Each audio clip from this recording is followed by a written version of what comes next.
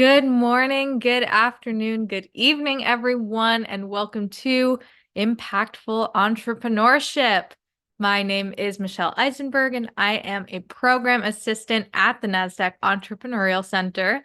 And for those of you who may not know, the Nasdaq Center is a nonprofit that is building a better path for entrepreneurs worldwide by improving inclusion, access, and knowledge in entrepreneurship. And so, as you will see in the chat in a moment, the Nasdaq Center provides programs, resources, and exceptional mentorship to entrepreneurs across all races, industries, and geographies. So definitely make sure to check out those links and resources in the chat. And then just a couple of housekeeping items before we get started. First, let us know where you're dialing in from in the chat. We always love to connect.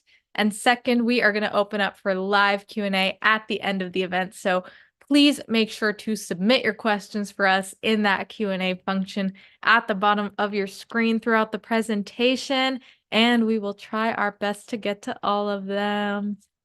And of course, none of what we do could be possible at the center without all of the amazing support from our sponsors, including Nasdaq, Lehigh University, BMO, Airbnb, KPMG, Wilson Sonsini, Woodruff Sawyer, Microsoft Entrepreneurship for Positive Impact, BPM, and HubSpot for Startups.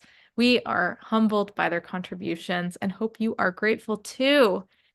And so before we get started, we always like to launch just a couple polls to step back, see how everyone in the room is doing. So this first one is going to ask, how are you feeling? Fearful, anxious, surviving, or optimistic? And I'll give it just a few moments for everyone to submit a response here. Thank you. Thank you. Gonna go ahead and end this poll, share these results. All right, looks like optimism is in the lead. We always love to see that, but definitely have some feelings of surviving in the audience. Hopefully some of what we talk about today will help with those feelings. So I'm going to stop sharing this poll and launch that second poll. What is keeping you up at night? Finance, sales, marketing, scale, pivot, team, or surviving? And this one just tells us a little bit more about your current entrepreneurial needs so that we can continue to provide relevant programming to all of you. Awesome. We got folks from Iran, from Michigan, from Washington, from Estonia, from Massachusetts, California, Missouri, United Arab Emirates, North Carolina, welcome, welcome. Louisiana, Columbia, Alaska. So great to have you all dialing in here. Welcome, everyone. All right, I'm going to end this poll and share these results. All right, looks like finance and sales taking a tie at the top, and then we got some other needs all across the board. So thank you so much for sharing. This will help as we continue to develop programming. So I'm going to stop sharing. And without any further delay, please join me in giving the warmest welcome to Mike Miles, mentor in residence and lecturer at University of Arizona and co-founder of O5 Advisors. Mike, so great to have you back once again. I'm going to pass it right over to you. Well, good morning, everybody, and Michelle and Anna, thank you for being such wonderful hosts again. I'm always excited to be with you guys and share my perspective through your platform. Today, I wanted to talk a little bit about impactful entrepreneurship, and my motivation for talking about this topic in particular is I get a chance to interface with a lot of very early stage entrepreneurs, either through the courses that I teach at the University of Arizona, both at the graduate and undergraduate level, but also my involvement in Techstars and my role at O5 Advisors. And when asking those early entrepreneurs how they think about impactful entrepreneurship, how they think about being a responsible company, thinking about their corporate social responsibility, I often get either blank stares or a little bit of pushback that it's not a priority right now, but we'll think about it later. And so with a follow-on question, I might ask, why is it that that's a lower priority or something that you feel like you can defer later? And there's two answers that are fairly common. The first answer is that, there's such a high bar for my CSR activities. I just don't have the bandwidth to think about those right now. I don't have the money or time or expertise to do that. The second most common answer to my question about why aren't you focusing on impact as part of your venture is that you don't know where to start. People don't know where to start. And so I'm hoping that with this discussion today, I'll address both of those things. The bar is actually not as high as you might think to make impact at least part of your value proposition, your enterprise's value proposition, and give you some tips on where to start and how to think about that. I also have a couple polls. And so if you'll humor me, here's the QR code to access my poll. We'll give everybody just a couple minutes or a couple seconds to take a picture of that and join the poll.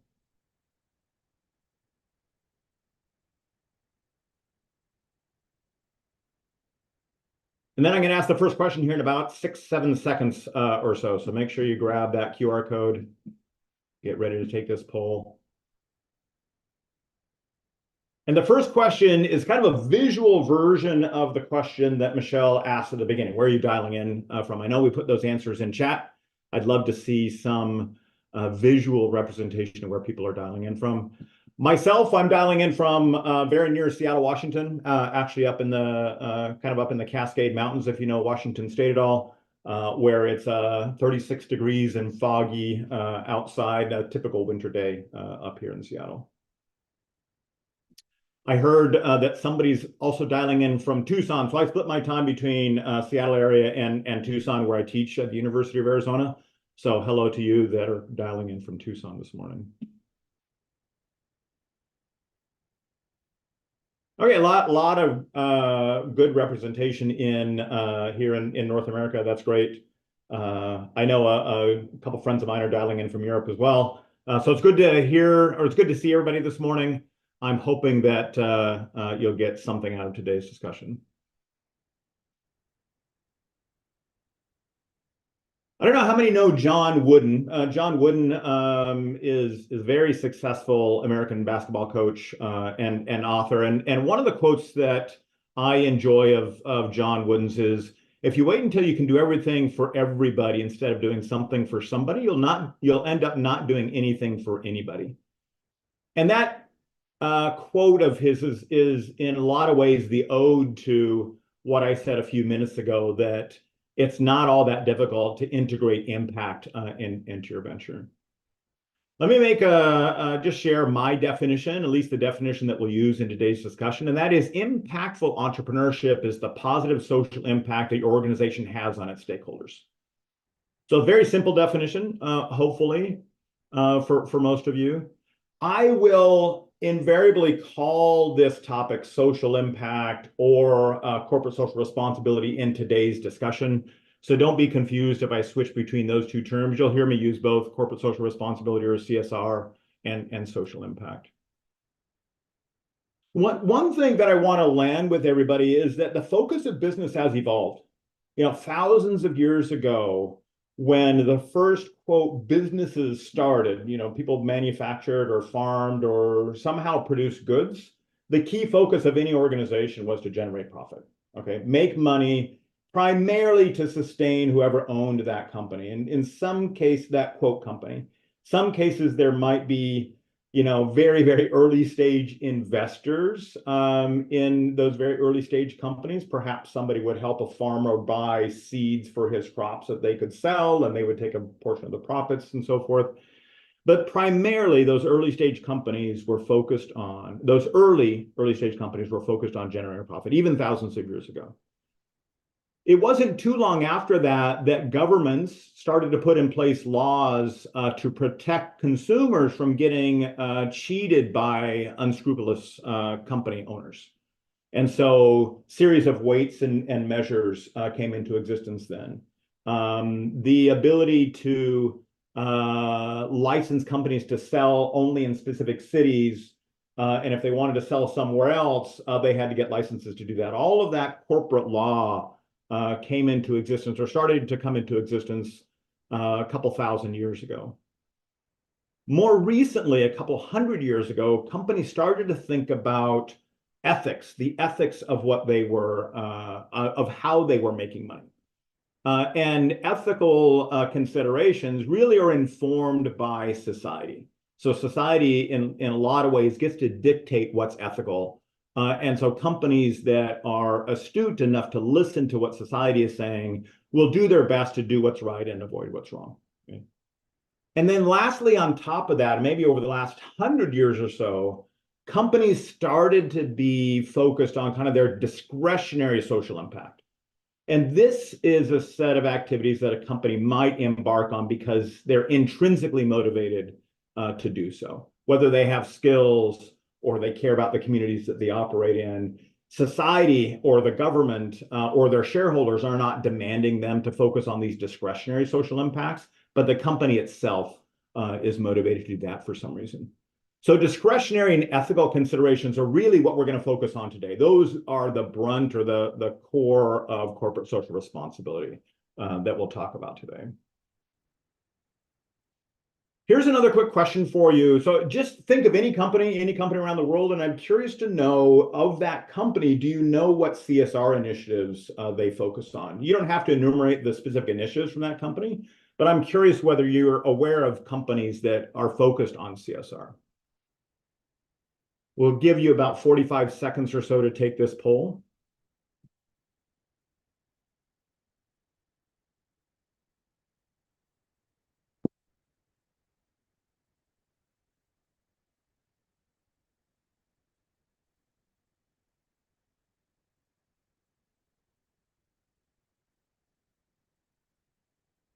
American Express Global Business Travel. I have a good friend that works at American Express Global Business Travel. The Gates Foundation, of course. PepsiCo.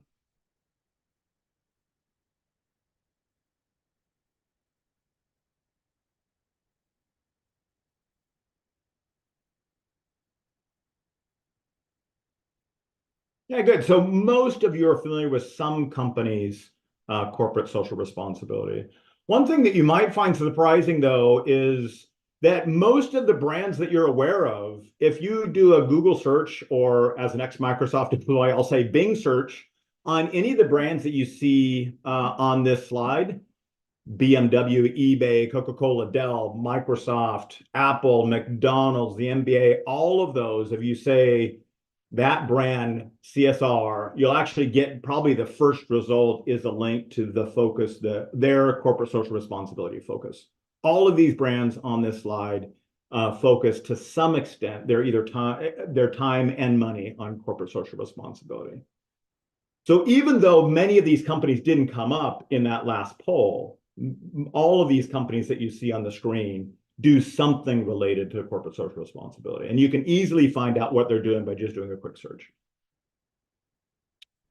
So of the companies that you identified in the previous question, what are the specific activities that you think those companies do that you might be inspired by?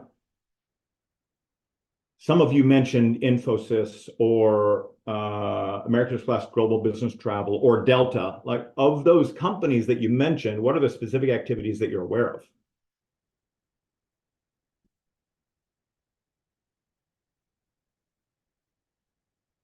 It's too bad nobody mentioned Starbucks, because later on in this discussion, I actually have an example of Starbucks, the initiatives that they focus on.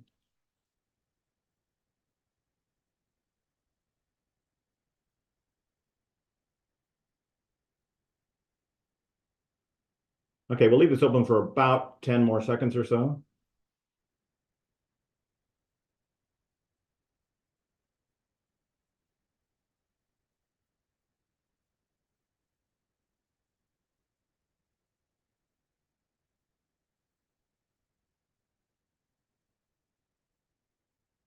Yeah, that's great. There's quite a variety of things that these companies are focused on. A lot of the comments that you added to this chat or this poll question are focused on diversity, equity, and inclusion, environmental sustainability, and so forth. And we'll get into talking about those in a little bit more detail in just a second.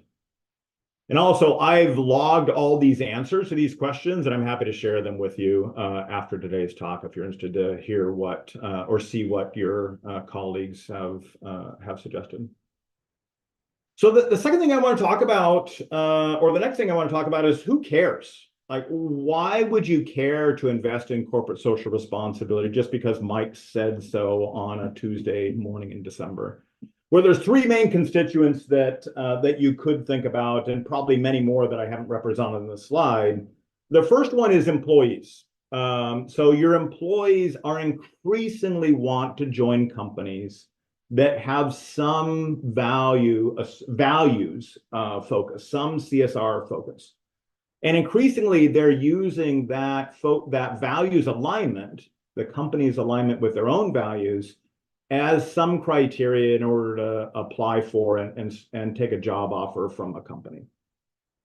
These links that I have here, I'm happy to share those links as well. So just reach out to me at the end of today's talk, and I'll share them with you.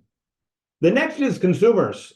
So especially as millennials and Gen Z become a little bit more financially affluent, they're able to vote with their wallet, and they tend to vote with their wallet, buy goods from companies whose values align with theirs. So a very similar comment that I made about employees, people are starting to make decisions based on companies' values alignment with their own. And then lastly, investors. So you may be aware that 5 or 6 years ago, BlackRock decided to publish their ethos around corporate social responsibility and shift their investment portfolio away from companies who did not take CSR seriously. And many investment groups followed BlackRock's lead. And so institutional investors taken BlackRock's lead in terms of investing in companies that have some CSR focus and away from companies that do not. And you can imagine what that does to company share price if you have BlackRock investing in you, or BlackRock pulling their investment from your company and applying it to somebody else's. So investors also care. Employees, consumers, and investors, those are at least big constituents that you should care about when you're thinking about how much investment to make in your own corporate social responsibility. You might be concerned that you need to be a nonprofit in order to focus on CSR. That's just not the case. Here is my kind of pithy description of the range of companies. On the far right, you have traditional businesses. These might be companies like Shell Oil or ExxonMobil, those companies who you wouldn't normally associate with corporate social responsibility. Turns out even those companies do something around CSR. But those kinds of traditional companies. One step to the left, you find sustainable businesses. And these are businesses that are mature enough about their corporate social responsibility where they also publish their goals and their results through a mechanism called ESG. Impact businesses, these are companies who think a lot about the social impact they're making, and for their shareholders are also having open discussions about perhaps they're going to take a little bit lower return on investment in exchange for the higher than normal social impact that the company might make. So those are, somehow my slides are advancing without me being aware of it. So those are impact businesses. And then social enterprises, these are enterprises who are primarily focused on making a social impact. That's their primary focus, and they're not nearly as worried about the financial impact that they're making as the social impact they're making. And those can be split into nonprofits and for-profits. All of the enterprises that are represented in today's call fall somewhere in this spectrum. Somewhere on this spectrum, you can find your company. And in fact, that's our next poll question. How would you describe your organization using the taxonomy from that previous slide?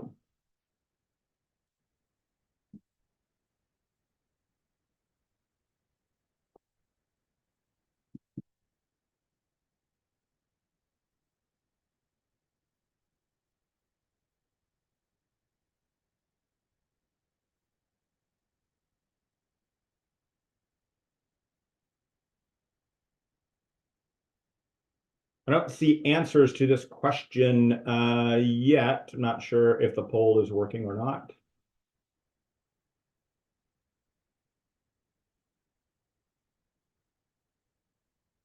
Ada said it signed me out.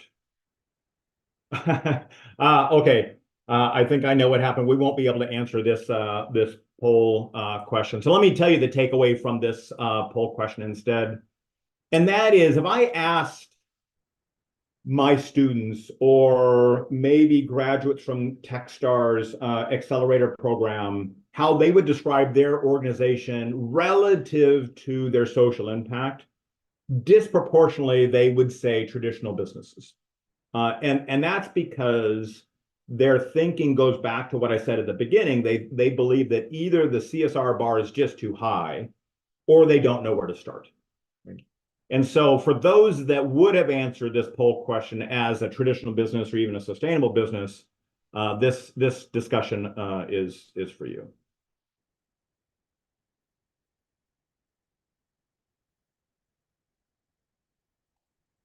So I want to give you a few lenses on how to think about the social impact or corporate social responsibility that your organization might be focused on.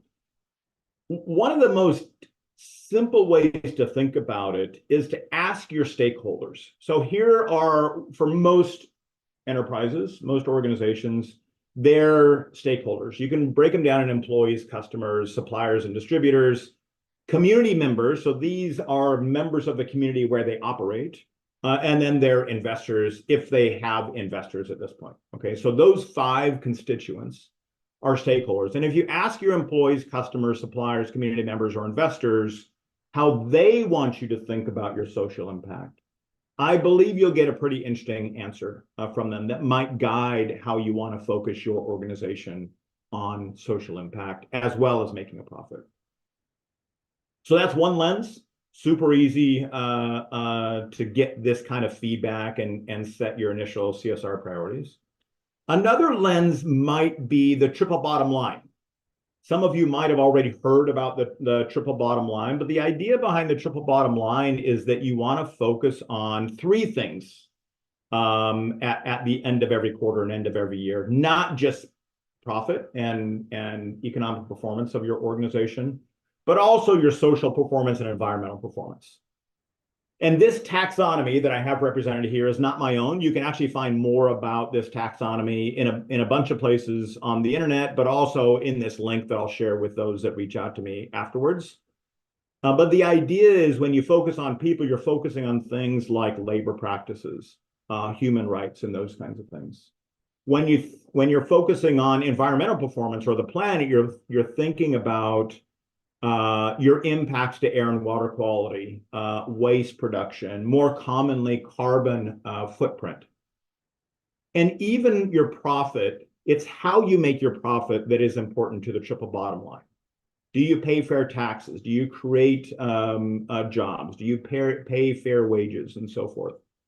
That's how you can think about the triple bottom line: social performance, environmental performance, and economic performance. And then the last lens that we'll talk about today is the 17 Sustainable Development Goals that are developed and supported by the United Nations. So this taxonomy has the benefit that there's a lot of literature behind these 17 Sustainable Development Goals. You can find metrics that help you evaluate your impact against these goals. There's a lot of resources at your disposal if you want to frame your organization's social impact relative to these United Nations Sustainable Development Goals. A little bit harder, a little bit more sophisticated way to think about your social impact. But like I said, the benefit is that there's a tremendous number of resources there as well.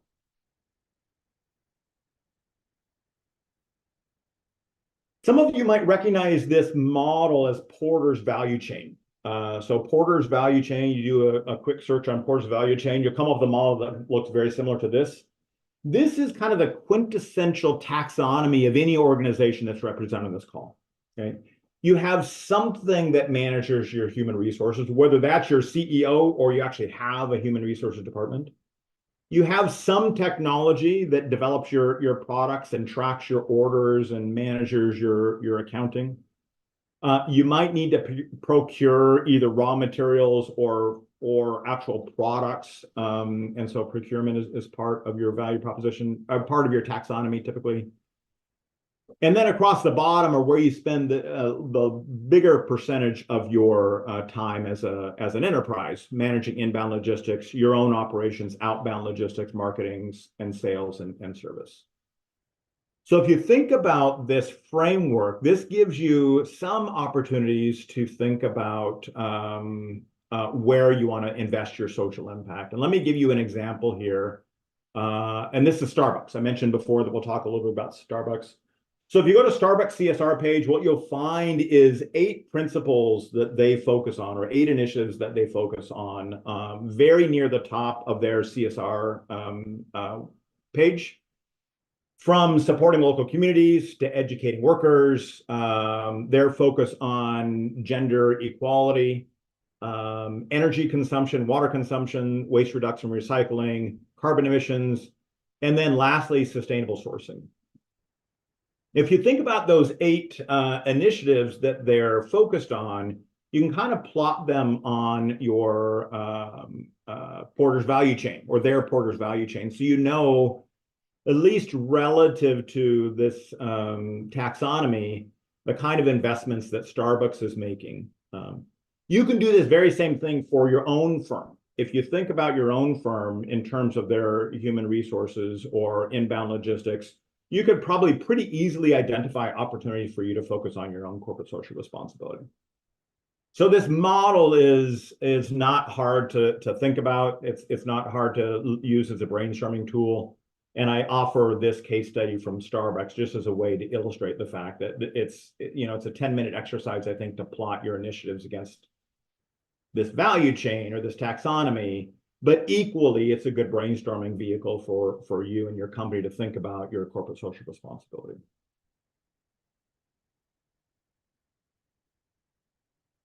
I'm hoping somebody cue me into the via the chat whether you can get to this poll question.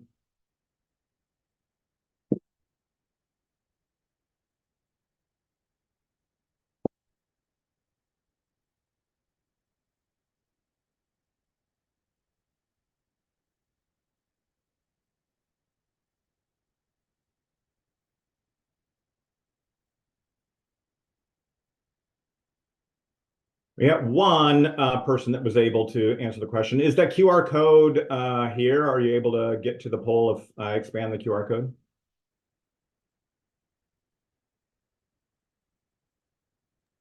Yeah, I think that's better. Thanks, Mike. Okay.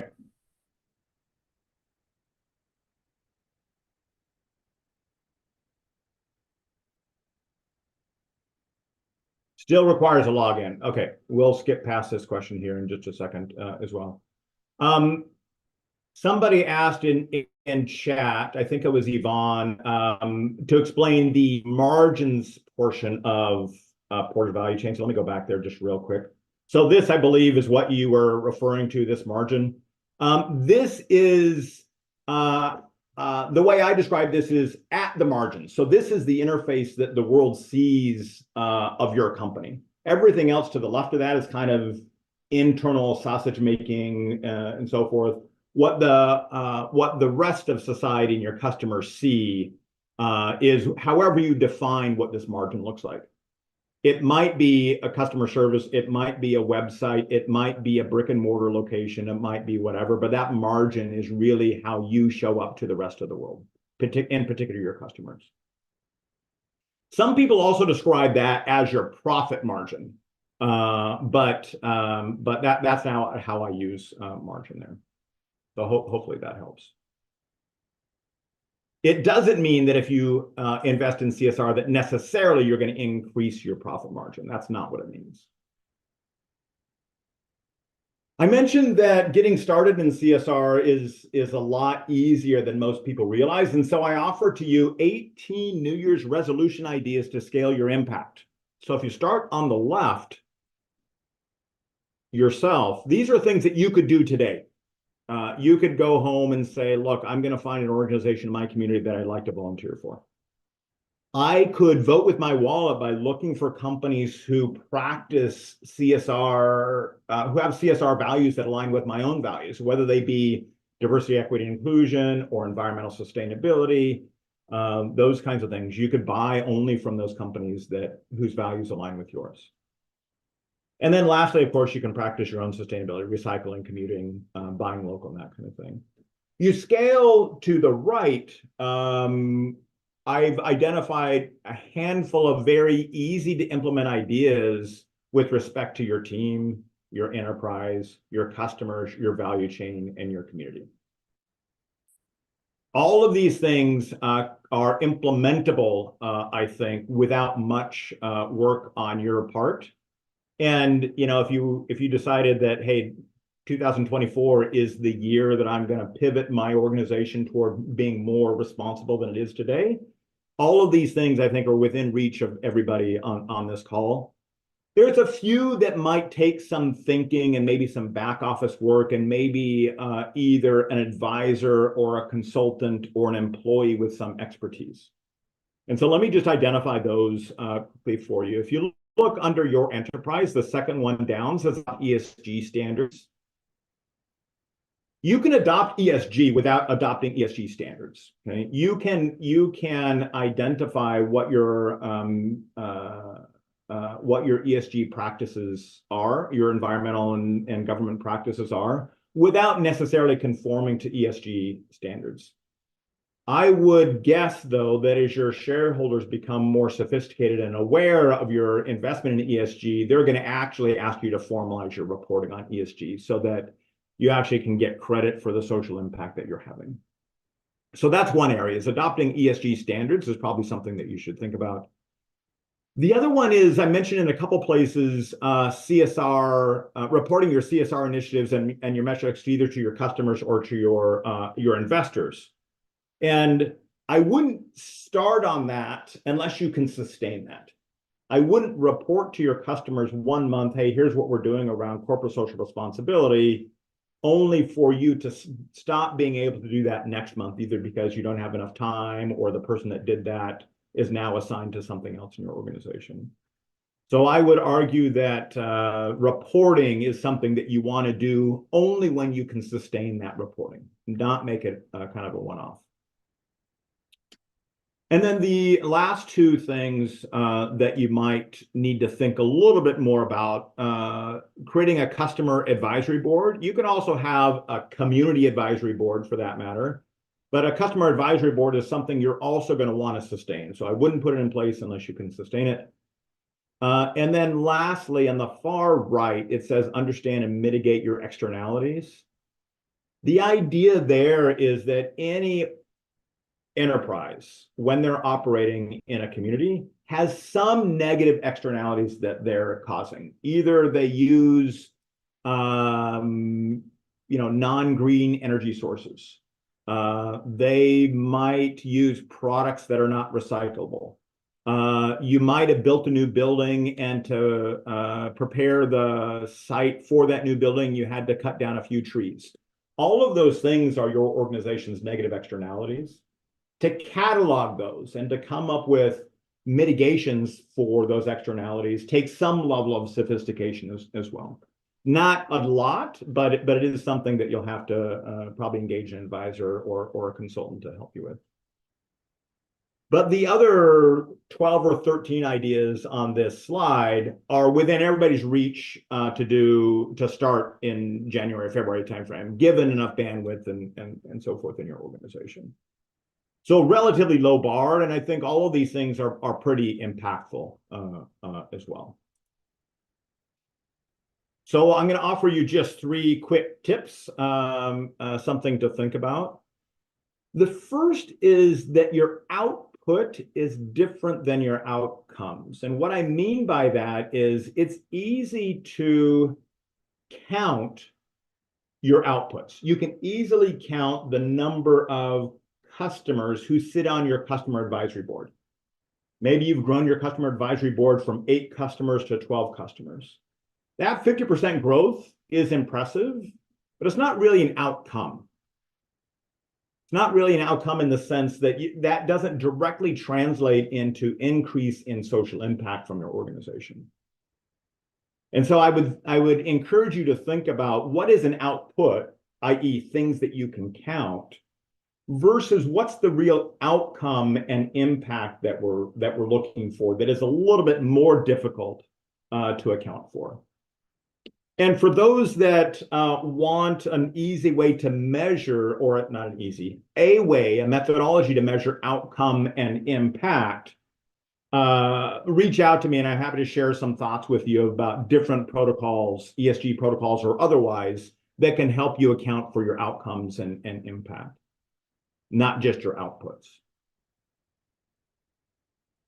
The second tip that I'll offer you is beware of your unintended consequences. Many of you might know this story, but there was an organization in the UK that decided they were going to raise money by offering the opportunity to parachute for charity. So the idea was that I could, in fact, I'm going to volunteer Michelle. Michelle could say, look, I'm going to raise $5,000. Now, if I raise $5,000, I'm going to jump out of an airplane with an instructor who can help me land safely and so forth. And it was pretty popular in the UK for a while. What happened, though, was that somebody did an audit of how much this initiative actually cost. Not only cost in terms of days off work or the fuel that it required the airplane to take off and land with the skydivers on it, but more importantly, the health impact of this initiative.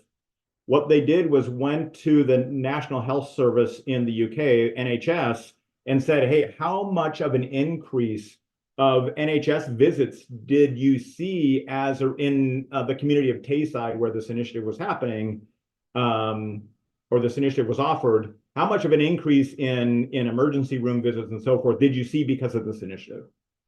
And then they quantified all of those visits, and it turned out that the healthcare cost of this initiative far exceeded the amount of money that the participants raised. People sprained their ankle or twisted a wrist or hurt their back or whatever, even though they were parachuting with a qualified parachuting school in the UK. And so that's my story to kind of encourage you to just beware of unintended consequences. And then the third tip I'll give you is I would prioritize your opportunities for social impact on two dimensions. The first is stakeholder relevance. We mentioned a few minutes ago that getting your stakeholders involved in what CSR initiatives they would like you to invest in is an important source of information, at least for you to consider. May not be deterministic, but at least it's an opportunity to listen to what your stakeholders might think about your CSR. But the other dimension to think about is what is your organization actually capable of doing? It may not be that you can succeed in all of the different things that your stakeholders are asking you to do, at least initially. And so I would prioritize those things based on those two dimensions. The alternative is that sometimes an organization will say, look, I can do this tomorrow. It's super easy. But if your stakeholders don't care, it's probably also a low priority. So when you're prioritizing, just think about those two dimensions. And that's my third tip for you. Okay, as we wrap up and shift over to Q&A here just real quick, I want to talk about 3 books that you might be interested in reading over the holidays. The Heart of Business is focused on specific leadership principles for what the author calls the, quote, the next era of capitalism. Well, what Hubert Jolly means by the next era of capitalism is an era of capitalism that's more socially conscious than it is today, more focused on CSR than it is today. And so if you're interested in, as a leader, if you're interested in understanding what the expectations might be of you in this, quote, next era of capitalism, The Heart of Business is a good read. Similarly, Conscious Leadership is a somewhat similar story, but it's really focused on what does society expect from organizations, and how do you pivot your organization to take advantage of or to address what society expects organizations to do to be more socially responsible. And then lastly, Arianna Huffington, who many of you have heard of, wrote a book that I think is fantastic called Getting Beyond Better. What she's talking about there is how social entrepreneurship works.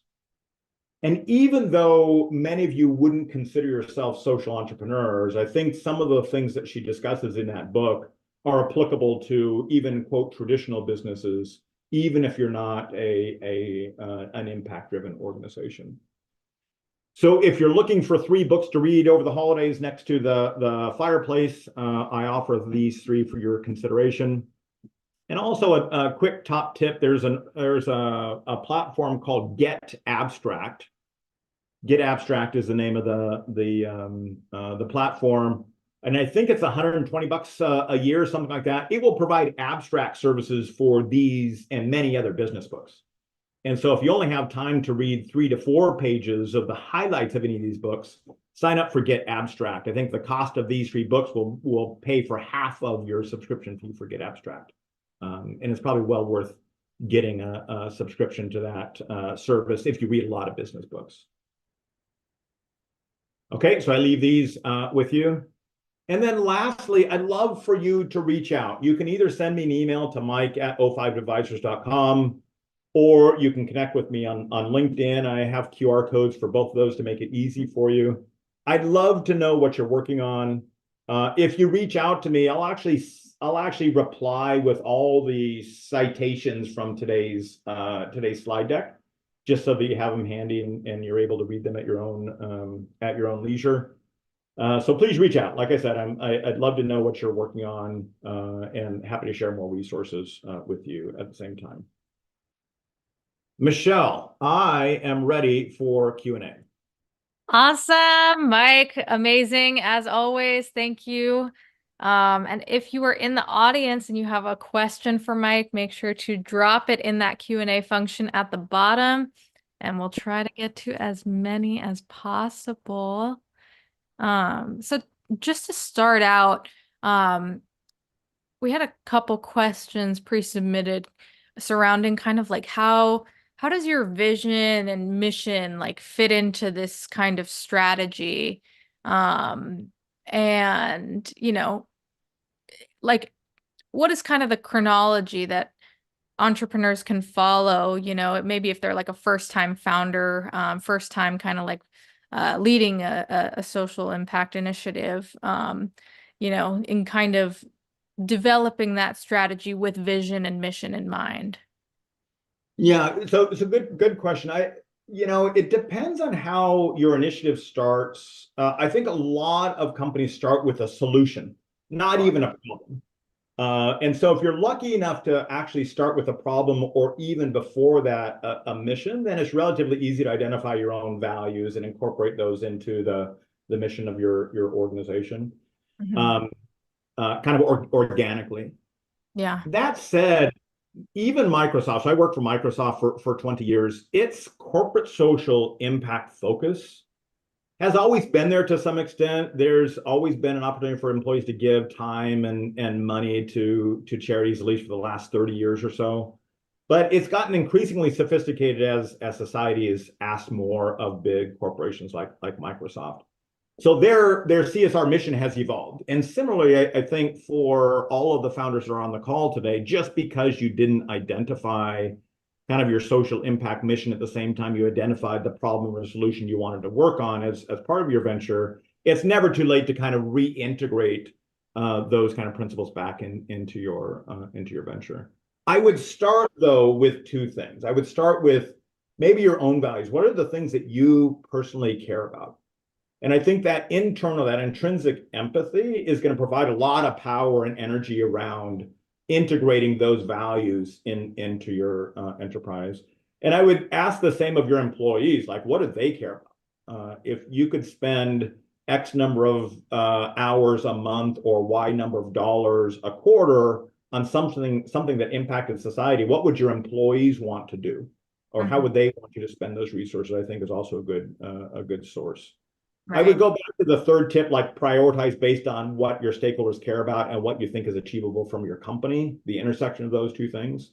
So if you Mm-hmm. do brainstorm with your employees, don't go crazy off the rails in terms of your ability to prioritize. But I don't think it's too late to integrate those values later on in a more mature organization at all. Yeah.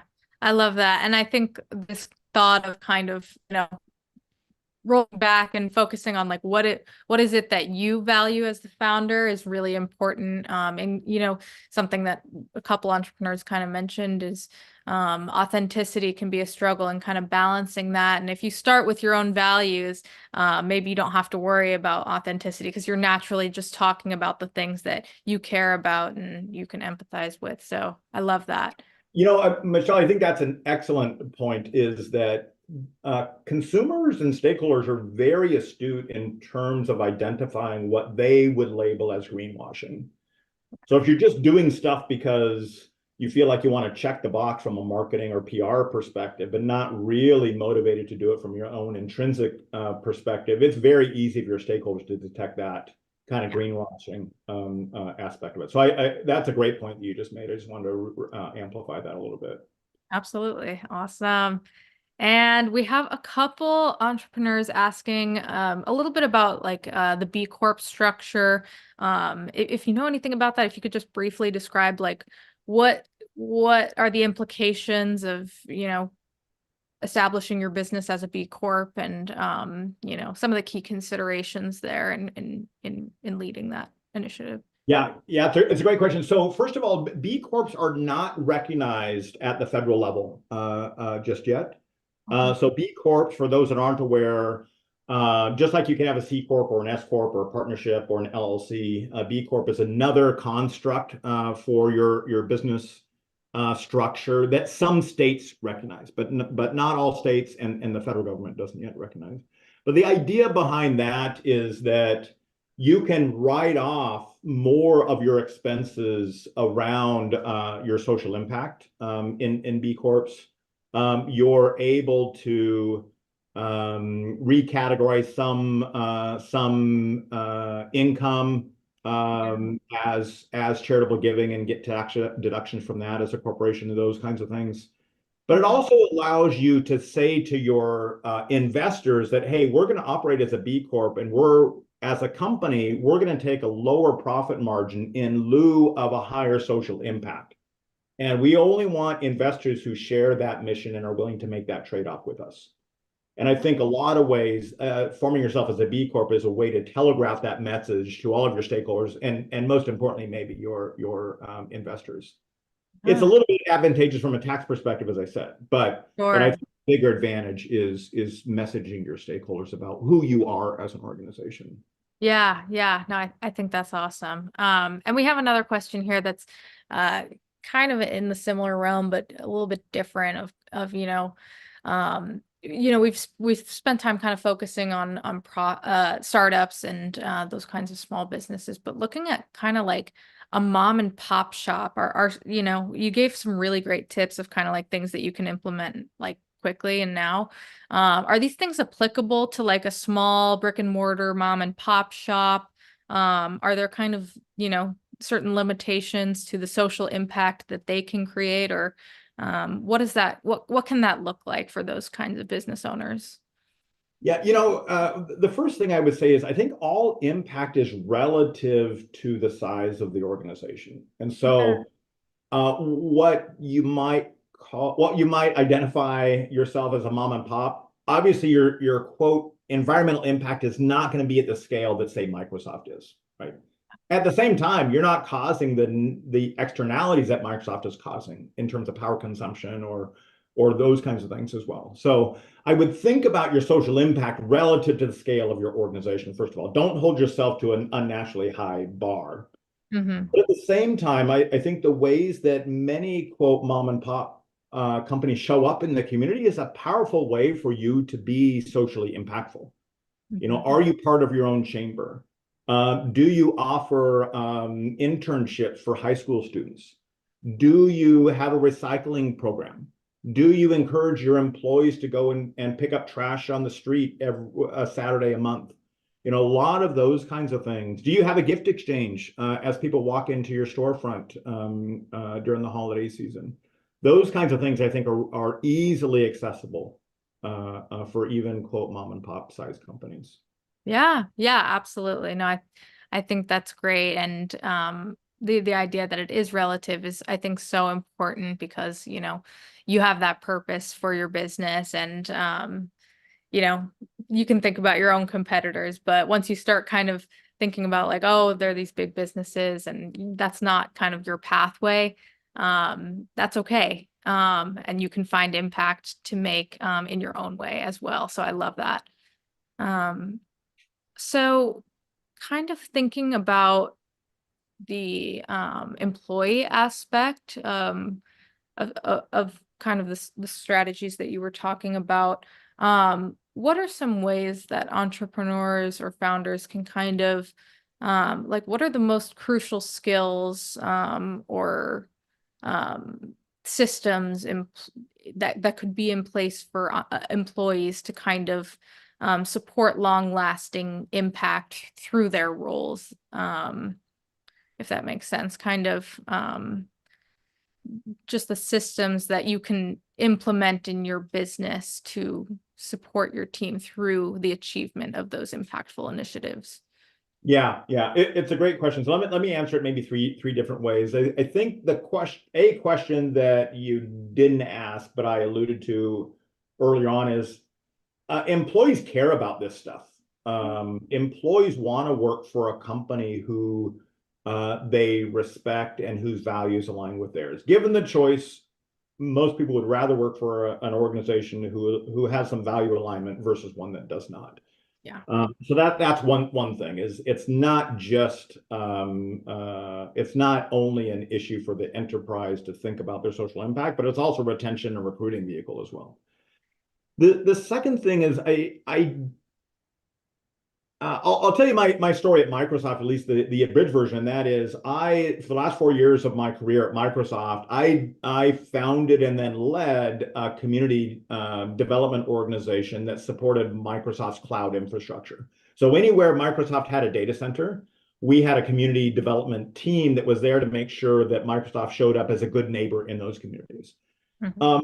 Before that, I was I was a software engineer or led software engineering projects. I didn't have any education around social impact, but I knew that unless Microsoft showed up as a good neighbor, that increasingly communities were going to turn Microsoft away at the gates in terms of wanting to start up a data center in their community. Yeah. And so I think just the passion around ideas can carry you a long way in terms of developing new skills that are required. Um, Yeah.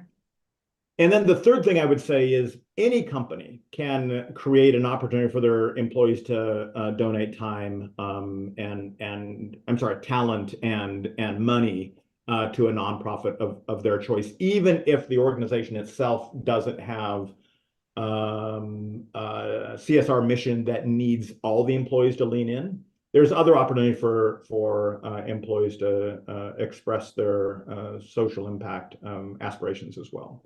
And Right. so at a minimum, I would do that. Yeah. Yeah. And I think this just goes back to, ensuring that your values are aligned with the team members that you have. So I think that ties together really well. I think we have time for one more question, and we have an interesting one coming in from the Q&A, kind of asking about, if you've seen any trends focused on, um, industries moving away from ESG reporting or de-emphasizing ESG reporting, and how critical is ESG reporting, kind of looking forward into the next year, and as it relates to social impact. ESG is, I think one of the things that's happened with ESG is that it's like ISO standards. It became a huge hammer. If you want to quote, do it right, it's a big burden on company, bigger burden than they would expect in order to report their social impact through kind of standard or sophisticated ESG metrics and reporting schemes and so forth. That is true. And I think the second thing that's happened is, the political climate in many places in the world, including the US, is, there's a lot of controversy around companies that are spending a disproportionate amount of time on ESG reporting. And so, yeah, absolutely, those things are true. But at the same time, I think most companies are focused on CSR to some extent and want to get better quarter over quarter, year over year, and so forth.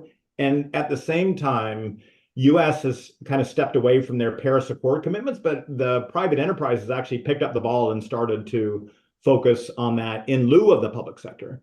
And so being able to quantify your impact so that you can get credit, so that you start to help get credit toward the Paris Accord protocol, I think is another requirement. So whether you follow ESG standards or not, versus you just have a sophisticated way to measure the impact, take the ESG thing out of it, I still think you're going to need a way to objectively decide how much of a social impact you're making in many circumstances. Maybe not all, but many circumstances. For sure. Yeah, absolutely. Love it.